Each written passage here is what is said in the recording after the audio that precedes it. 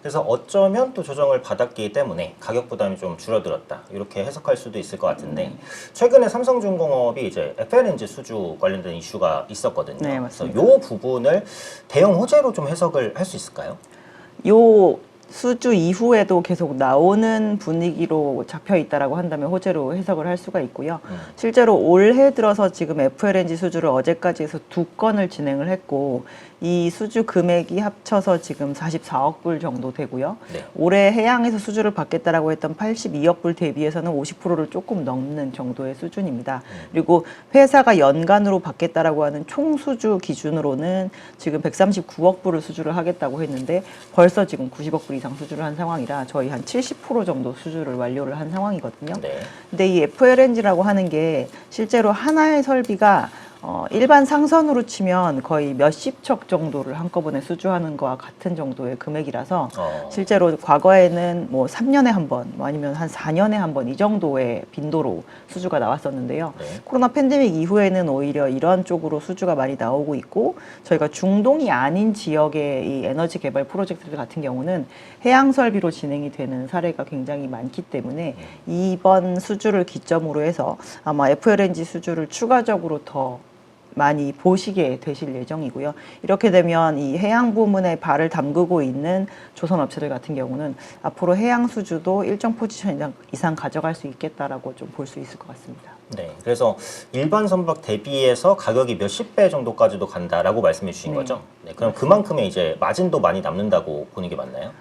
꾸준하게 나오면 마진에는 더 기여를 하게 될 것으로 보고 있고요. 과거의 선가가 지금 저점 대비해서 저희 한 7, 80% 정도 올라 있는데 네. 그 정도의 저가일 때도 해양을 수주하면 저희가 그래도 마진이 역마진이 나지는 않는다라고 얘기를 했었으니까 실제로 이 수주 이후에도 저희가 후속 수주가 있다라고 한다면 조선 업체들 수익성에도 굉장히 기여를 할 것 같습니다. 일단은 추가적인 수주도 한번 지켜볼 필요가 있을 것 같고 또 최근에 흐름을 보니까 그 코로나19 이후에는 해양 플랜트 시장이 잠깐 좀 바뀌었다라는 얘기들도 있더라고요. 어떤 식으로 좀 변화가 있나요? 실질적으로 해양 플랜트는 2015년부터는 발주가 거의 안 나왔다라고 보시는 게 맞는 것 같아요. 왜냐하면 2014년 이후에 유가가 많이 급락을 했고 특히나 굳이 연근해나 육상에도 프로젝트를 진행을 할 수 있는데 깊은 바다를 뚫는 이런 딥시용 저희 해양 플랜트 같은 경우는 사실 유가가 높을 때 많이 나오게 되는 상황이거든요. 그래서 네네. 실질적으로 부유식 해양 플랜트 시장은 그냥 한 12년 가까이 놀았다라고 이해를 하시면 될 것 같습니다.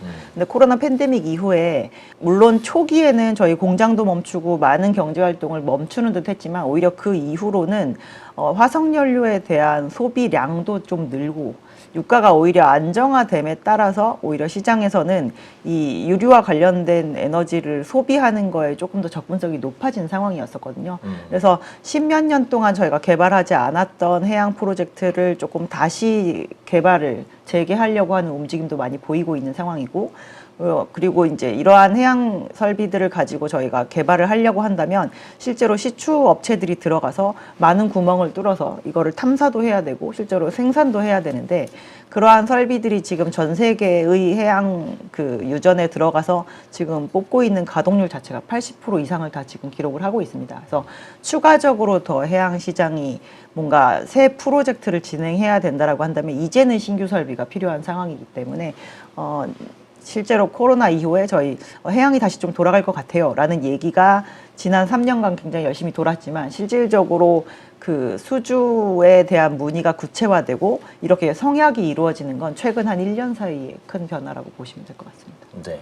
그러면 이제 FLNG 그리고 특수선 꾸준하게 이제 기대되는 요인들은 계속 나오고 있는 상황이다. 이렇게 보면은 될 것 같은데 제가 최근에 이제 기사를 보니까 일반 상선 부분에서는 뭐 중국이 싹쓸이한다 이런 소식들이 좀 나오더라고요.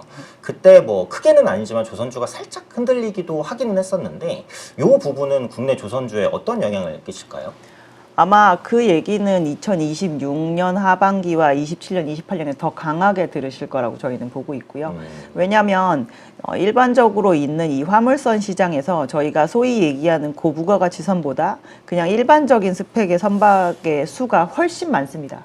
그래서 저희가 보편적이면서 많은 양을 가지고 있는 시장은 실질적으로 중국이 많은 강점을 가지고 있는 부분이기 때문에 조선 시장이 좋으면 좋을수록 중국이 수주 잘했다라는 얘기는 많이 들릴 수밖에 없는 상황이고요.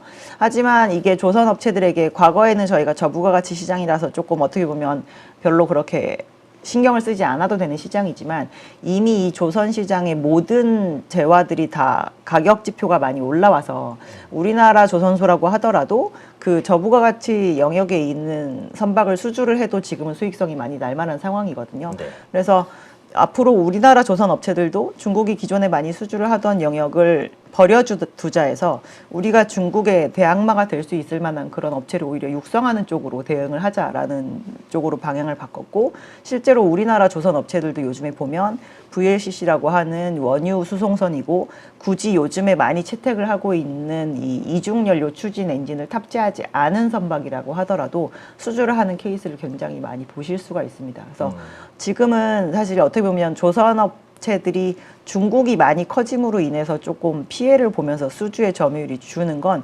한국보다는 일본이 조금 더 심한 상황이라서 이러한 부분으로 인해서 주가가 조정받는다라기보단 그냥 지금 최근에 이제 작년 같은 경우는 특히나 업황 대비해서 너무 많이 올라가지 않았나, 조금 가격이 부담되지 않는가 뭐 이런 것도 있고, 상대적으로 조선 섹터 말고 다른 것에 대한 매력도가 조금 높아졌을 때 그런 거에 의한 조정이 더 컸다라고 볼 수 있을 것 같습니다. 네, 그래서 조정은 이제 중국 업체의 뭐 위협이다 요렇다기보다는 그동안 올랐었던 데 따른 약간의 쉬어감이나 그런 것들이 복합적으로 영향을 미친 게 아닌가 이렇게 말씀해 주신 것 같고요.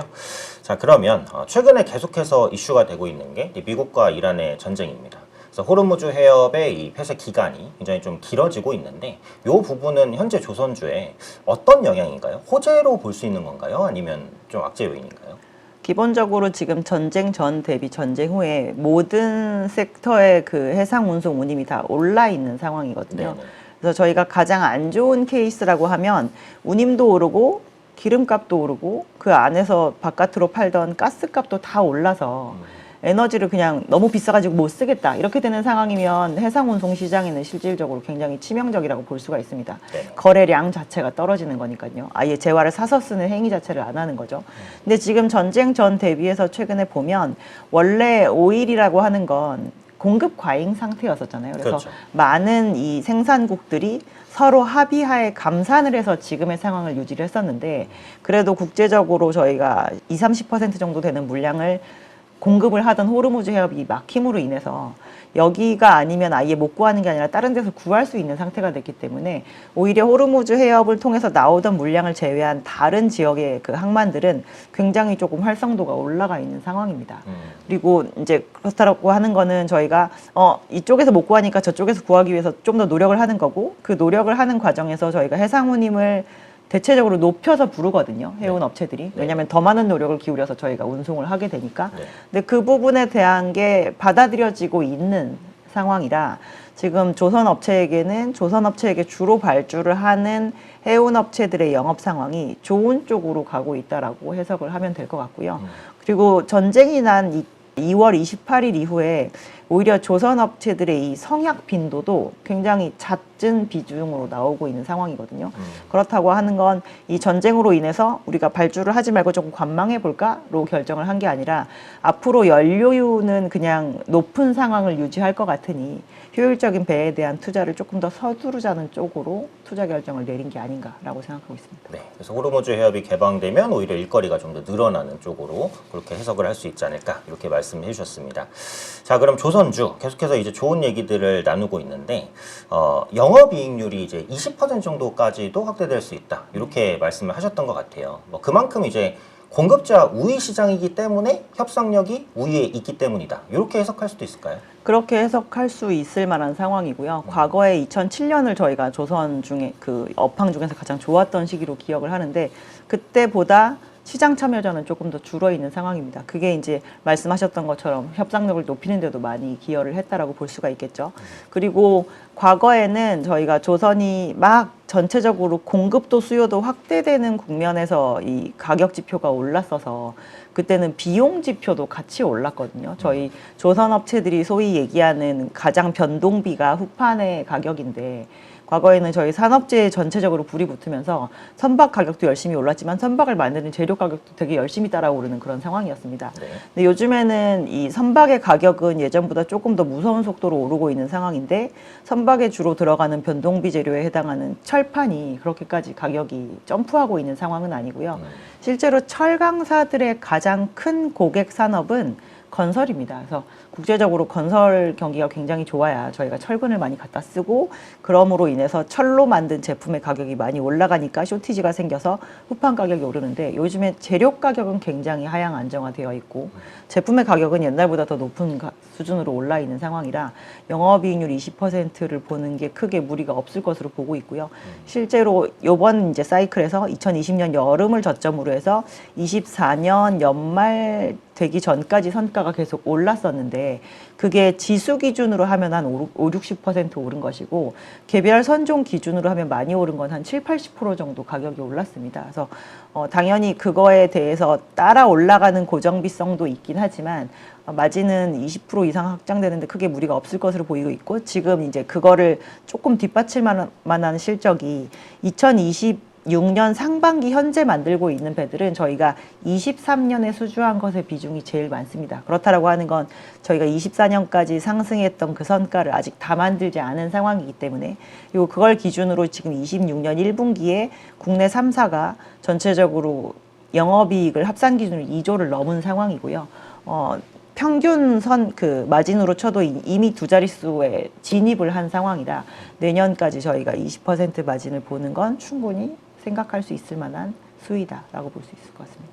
그럼 이제 택 내용을 보면 또 하나가 그 해운주가 멈춰도 조선주는 달릴 수 있다라고 하셨어요. 그러니까 예전에는 해운주랑 조선주를 살짝 묶어서 좀 비슷하게 봤던 것 같기는 한데 요즘에는 또 해운주랑 조선주를 완전히 또 따로 보는 것 같기도 하더라고요. 그래서 해운주가 부진해도 조선주가 갈 수 있는 가장 큰 이유는 무엇일까요? 그거는 해운이 좋아서 나오는 발주만 시장의 발주로 나올 때 그렇게 볼 수 있는 부분이고요. 요번 코로나 팬데믹 이후 사이클 중에 실제로 2020년에서 2022년까지의 그 흐름은 그게 맞다라고 볼 수가 있는데 지금 현재 기준으로 꾸준하게 발주가 많이 나오는 이유는 저희가 해운이 좋아서 돈을 많이 3년 뒤에 더 벌기 위해서 발주를 하는 게 아니라 지금 현재 들고 있는 배들의 그 규제가 안 맞아서 저희가 교체를 하기 위한 발주가 나오기 때문이라고 볼 수가 있을 것 같습니다. 그래서 과거에도 실제로 선박의 규제가 바뀜으로 인해서 저희가 기존에 있었던 선박들을 교체하는 과정을 90년대에서 2010년 사이에 경험을 한 상황이 있거든요. 그래서 그때도 달랐던 부분이 있었는데 이제 이번에는 전선종에 대해서 이제 교체를 앞두고 있는 상황이기 때문에 해운 업체들의 등락이 있어도 무조건 선주들은 발주를 해서 선박을 교체해야 되는 상황이니까 지금은 조금 다르게 봐야 되는 시기가 아닌가라고 생각하고 있습니다. 네, 그래서 노후 선박 교체에 대한 부분들이 굉장히 많이 밀려 있기 때문에 그런 부분의 발주도 또 꾸준히 좀 나올 수 있다. 그래서 해운과 조금 다르게 갈 수 있는 부분도 있고 당연히 이제 특수선에 대한 발주가 증가하는 것도 해운업과 별개로 갈 수 있는 그 요인 중에 하나가 되지 않을까 그렇게 이제 판단이 됩니다. 자, 그럼 요것도 한번 다뤄보겠습니다. 요즘에 AI가 어쨌든 대세라서 반도체주가 많이 달렸는데 최근에 이제 조선주도 이 AI 모멘텀에 편승될 만한 이슈들, 예를 들면 엔진이 데이터 센터에 들어간다든지 삼성중공업은 플로팅 데이터 센터를 한다든지 이런 이슈들이 나왔거든요. 실제로 이게 이제 조선주의 플러스 알파 모멘텀으로 작용하고 추후에 실적 모멘텀까지 줄 수 있는 요인이 될 수 있을까요? 기본적으로 이 모든 게 굳이 선박 회사까지 왜 찾아왔을까를 생각해 보면 그쪽 산업에서도 전력 부족이 심각하기 때문이고요. 이 부분은 단시간에 해결이 되지 않을 거라는 건 굉장히 극명합니다.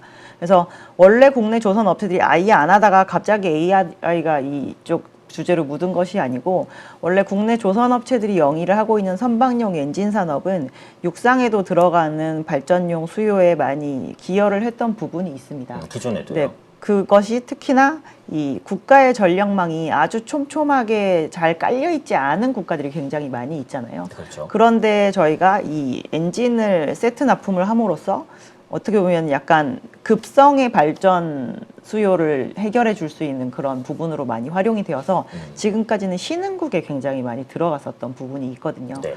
근데 이제 지금은 이제 전력을 절실하게 더 필요로 하는 주체가 어떻게 보면 이제 선진국에서 데이터 센터를 만들려고 하는 빅테크들이고, 그렇죠. 근데 이들이 봤을 때 대규모 발전 단지를 완공하기 이전에 실질적으로 필요한 브릿지 역할을 할 수 있는 발전 수요는 선박에서 하는 걸로 해결하는 게 가장 쉬운 솔루션이 된다라고 보는 거죠. 그래서 저희가 실제로 얘기를 해봐도 선박 시장에서 필요로 하는 엔진보다 훨씬 더 비싼 가격에 사가겠다는 용의를 많이 드러내고 있는 것으로 알고 있습니다. 그래서 당연히 그런 정도의 가격으로 저희가 수주를 한다라고 한다면 기존에 배에 납품을 안 하는 게 아니라 배에 납품을 하고 그 이외의 것을 이제 이런 식으로 아마 납품을 하게 될 텐데 수익적인 기여가 좀 클 수 있다라고 생각해도 될 것 같습니다.